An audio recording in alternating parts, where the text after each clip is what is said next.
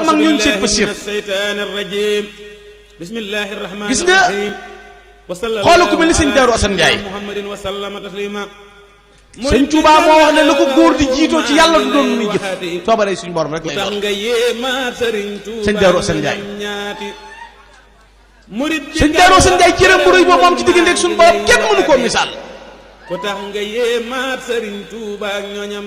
gis nga sëñ Mbay Faaloo Njaay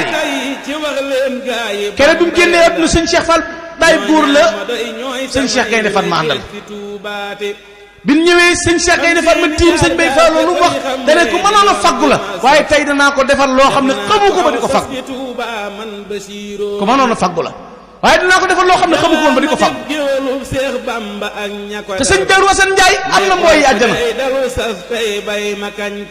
Cheikh Daaru Asan Njaay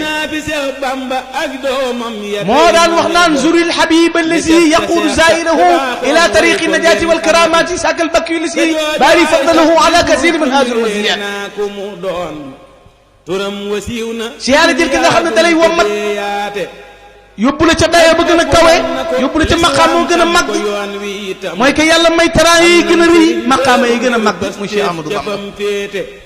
am na bis kenn ci njabootam ñëw nuyu sëñ Tuubaa sëñ Tuubaa ne leen daal di fekk aw tànk bu mu dëpp sëñ Tuubaa dëpp ko daan na ndax xàmmee ngeen tànk bi kooku na ko ba fekkoon ne sëñ Daaru ngi dund dama naan tànkum sëñ Daaru mu ne tànkum sëñ Daaru sëñ Tuubaa ne ko tànkum sëñ Daaru Asan Njaay rafet na jikko suñ borom juddu bokk fu rëy